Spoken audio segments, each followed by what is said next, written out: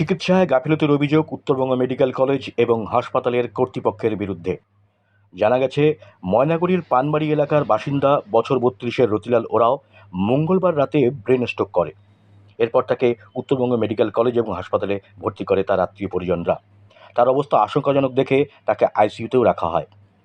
গত বুধবার পরিবারের লোকেদের ফোন করে ডাকা হয় এবং কর্তব্যরত চিকিৎসক তাদের জানান তাদের রোগী মারা গেছে।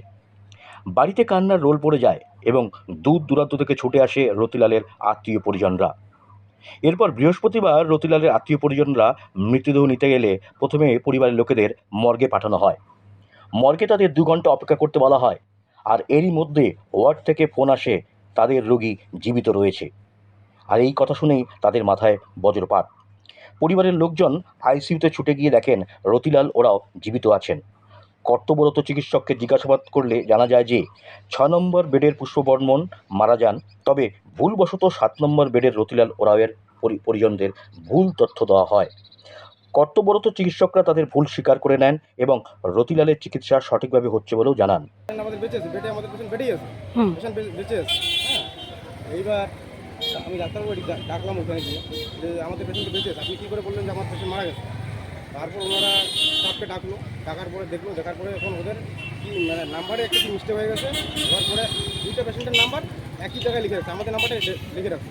হ্যাঁ, লেখার পরে বলতেছে যে যাই হোক মাত্র ভুল হয়, আমাদের ভুল হয়ে গেছে, এটা এইভাবে ভুল স্বীকার করতেছে।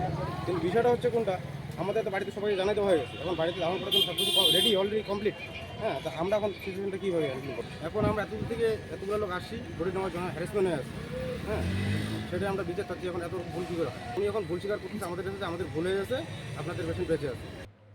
উত্তরবঙ্গ মেডিকেল কলেজ এবং হাসপাতালের সুপার সঞ্জয় মল্লিক বলেন, ঘটনার তা জানা নেই, পুরো ঘটনার সঠিক তদন্ত করে তবেই ব্যবস্থা নেওয়া হবে। দেখুন, যেটা এটা তো ইনভেস্টিগেশন করতে হবে, যে কোন ডিপার্টমেন্টে ছিল, কে বলেছে কি না বলেছে, এটা না দেখে তো আমি এখন কিছু বলতে পারবো না। তো এটা আমরা দেখছি, আপনি যে কমপ্লেনটা করেছেন কি হয়েছে, রেসপেক্টিভ ডিপার্টমেন্টের সাথে কথা বলে কি ঘটনাটা হয়েছে বলে আপনাদের জানালে বলতে পারবো যে কি হয়েছে এক্স্যাক্টলি ঘটনাটা। সেটাই তো বলছি, আমাকে তো জিনিসটা দেখতে হবে, না দেখলে আমি কি করে বলবো? যে ঘটনাটা না জানলে, আপনার কাছ থেকে এখন প্রথম শুনলাম ব্যাপারটা এটা হয়েছে, তো এটা কিভাবে মিসকমিউনিকেশন হয়েছে সেটা আমাদের দেখতে হবে। দেখলে জিনিসটা বোঝা যাবে যে মিসকমিউনিকেশন কোথার থেকে হয়েছে, কীভাবে এই রং ইনফরমেশনটা পেশেন্টের বাড়ির লোকের কাছে গেল।